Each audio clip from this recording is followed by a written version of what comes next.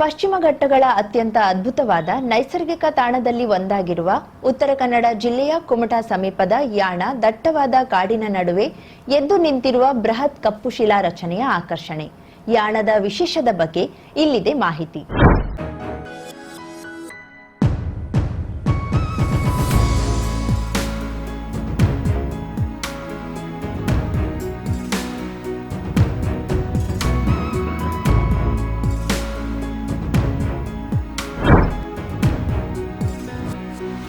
ಪ್ರಕೃತಿಯ ಅದ್ಭುತ ಸೃಷ್ಟಿ, ಪ್ರವಾಸಿಗರ ಸ್ವರ್ಗ ಎಂದೇ ಖ್ಯಾತಿಯಾಗಿರುವ ಯಾಣದ ಶಿಲಾ ಗುಹೆಗಳನ್ನು ಭಾರತೀಯ ಭೂವೈಜ್ಞಾನ ಸರ್ವೇಕ್ಷಣಾ ಇಲಾಖೆಯು ಅಧಿಕೃತವಾಗಿ ರಾಷ್ಟ್ರೀಯ ಪ್ರಾಮುಖ್ಯತೆಯ ಭೂ ಪಾರಂಪರಿಕ ತಾಣ ಎಂದು ಘೋಷಿಸಿದೆ.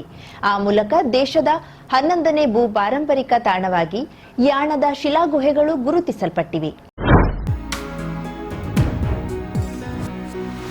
ರಾಷ್ಟ್ರೀಯ ಪ್ರಾಮುಖ್ಯತೆಯ ಭೂ ಪಾರಂಪರಿಕ ತಾಣ ಈ ಕುರಿತು ಭಾರತೀಯ ಭೂವೈಜ್ಞಾನಿಕ ಸರ್ವೇಕ್ಷಣಾ ಇಲಾಖೆಯ ಮಹಾನಿರ್ದೇಶಕ ಅಸಿತ್ ಸಾಹಾ ಕರ್ನಾಟಕ ಸರ್ಕಾರದ ಮುಖ್ಯ ಕಾರ್ಯದರ್ಶಿಗೆ ಪತ್ರ ಬರೆದು ಮಾಹಿತಿ ನೀಡಿದ್ದಾರೆ.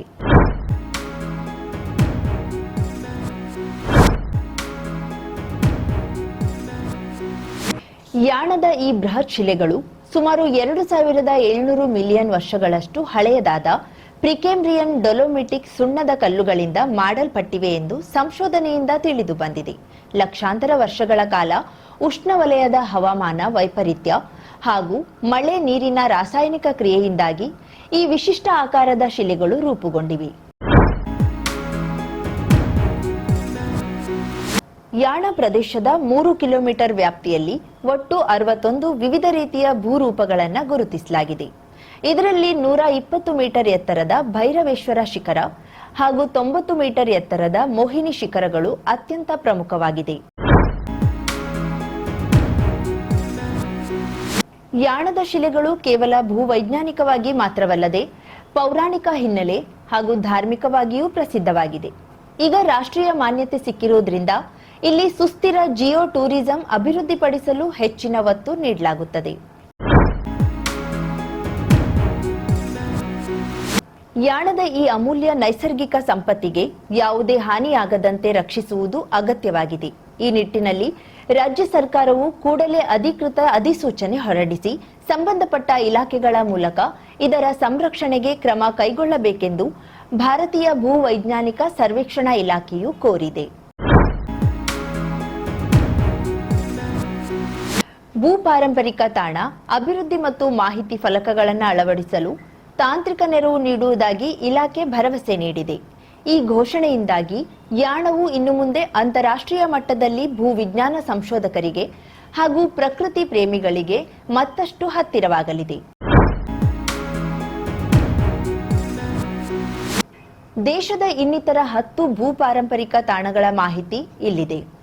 ಮಹಾರಾಷ್ಟ್ರದ ಬುಲ್ದಾನ್ ಜಿಲ್ಲೆಯ ಲೋನಾರ್ ಕುಳಿ ಸುಮಾರು 5,76,000 ವರ್ಷಗಳ ಹಿಂದೆ ರೂಪುಗೊಂಡ ಅತಿ ವೇಗದ ಘರ್ಷಣೆಯ ಕುಳಿಗಳು. ಮಧ್ಯಪ್ರದೇಶದ ರೈಸನ್ ಜಿಲ್ಲೆಯ ಬಿಂಬೇಟ್ಕಾ ಶಿಲಾ ಆಶ್ರಯಗಳು ಇತಿಹಾಸ ಪೂರ್ವ ಗುಹಾ ವರ್ಣಚಿತ್ರಗಳನ್ನು ಹೊಂದಿರುವ ನೈಸರ್ಗಿಕ ಶಿಲಾ ರಚನೆಗಳು. ಕರ್ನಾಟಕ ಉಡುಪಿ ಜಿಲ್ಲೆಯ ಸೆಂಟ್ ಮೇರಿ ದ್ವೀಪಗಳು ಸ್ತಂಭಾಕಾರದ ಬಸಾಲ್ಟಿಕ್ ಲಾವಾ ರಚನೆಗಳು 60 ಮಿಲಿಯನ್ ವರ್ಷಗಳಿಗಿಂತ ಹಳೆಯವು.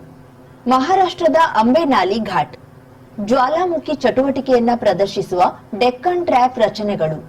ಹಿಮಾಚಲ ಪ್ರದೇಶದ ಸಿರ್ಮೌರ್ ಜಿಲ್ಲೆಯ ಪಳೆಯುಳಿಕೆಯ ಉದ್ಯಾನ ಶಿವಾಲಿಕ್ ಶ್ರೇಣಿಯ ಪ್ರಾಚೀನ ಮರಗಳ ಪಳೆಯುಳಿಕೆಯ ಅವಶೇಷಗಳು.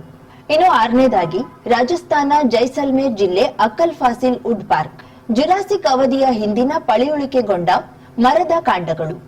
ಕೇರಳ ತಿರುವನಂತಪುರ ಜಿಲ್ಲೆಯ ವರ್ಕಲ ಬಂಡೆ ಲಕ್ಷಾಂತರ ವರ್ಷಗಳಷ್ಟು ಹಳೆಯದಾದ ಪಳೆಯುಳಿಕೆಗಳನ್ನ ಹೊಂದಿರುವ ಸೆಡಿಮೆಂಟರಿ ರಚನೆಗಳು. ರಾಜಸ್ಥಾನ ಉದಯಪುರ ಜಿಲ್ಲೆ ಜರ್ಮಕೋತ್ರ ರಾಕ್ ಫಾಸ್ಪೇಟ್ ಗಮನಾರ್ಹ ಭೂವೈಜ್ಞಾನಿಕ ಇತಿಹಾಸ ಹೊಂದಿರುವ ಖನಿಜ ನಿಕ್ಷೇಪಗಳು. ಉತ್ತರ ಪ್ರದೇಶ ಸೋನಭದ್ರ ಜಿಲ್ಲೆ ಸಲ್ಕಾನ್ ಪಳೆಯುಳಿಕೆಯ ಉದ್ಯಾನವನ ಅಪ್ಪರ್ ಜುರಾಸಿಕ್ ಅವಧಿಯ ಪಳೆಯುಳಿಕೆಗೊಂಡ ಮರದ ಕಾಂಡಗಳು. ಇನ್ನು ಕೊನೆಯದಾಗಿ ಮಧ್ಯಪ್ರದೇಶದ ಮಂದ್ರಾ ಜಿಲ್ಲೆಯ ಸಸ್ಯ ಪಳೆಯುಳಿಕೆಗಳ ರಾಷ್ಟ್ರೀಯ ಉದ್ಯಾನವನ ಸುಮಾರು 40ರಿಂದ 150 ಮಿಲಿಯನ್ ವರ್ಷಗಳಷ್ಟು ಹಳೆಯದಾದ ಮೆಸೋಜೋಯಿಕ್ ಯುಗದ ಪಳೆಯುಳಿಕೆಯ ಸಸ್ಯಗಳು. ಪ್ರಮುಖವಾಗಿ 2 ಬೃಹತ್ ಕಾಸ್ಟ್ ಸುಣ್ಣದ ಕಲ್ಲು ಶಿಖರಗಳಿವೆ. ಮೊದಲನೆಯದು ಭೈರವೇಶ್ವರ ಶಿಖರ 120 ಮೀಟರ್ ಎತ್ತರ ಮತ್ತು ಎರಡನೆಯದು ಮೋಹಿನಿ ಶಿಖರ 90 ಮೀಟರ್ ಎತ್ತರ. ಪುರಾಣಗಳ ಪ್ರಕಾರ ಬ್ರಹ್ಮಾಸುರನು ತನ್ನ ಸ್ವಂತ ಹಸ್ತದಿಂದಲೇ ಇಲ್ಲಿ ಭಸ್ಮವಾದನೆಂದು ನಂಬಲಾಗಿದೆ. ಈ ಘಟನೆಯ ತೀವ್ರ ಶಾಖದಿಂದಲೇ ಈ ಕಲ್ಲುಗಳು ಕಪ್ಪಾಗಿವೆ ಎಂದು ಜನರ ನಂಬಿಕೆ. ಭೈರವೇಶ್ವರ ಶಿಖರದ ಬುಡದಲ್ಲಿ ಒಂದು ಗುಹೆ ದೇವಾಲಯವಿದ್ದು ಇಲ್ಲಿ ಸ್ವಯಂ ಭೂಲಿಂಗವಿದೆ. ಲಿಂಗದ ಮೇಲೆ ಗುಹೆಯ ಮೇಲ್ಭಾಗದಿಂದ ಹನಿ ಹನಿಯಾಗಿ ನೀರು ಬೀಳುತ್ತಲೇ ಇರುತ್ತದೆ. ಇದನ್ನ ಗಂಗೋದ್ಭವ ಎಂದು ಕರೆಯಲಾಗುತ್ತದೆ.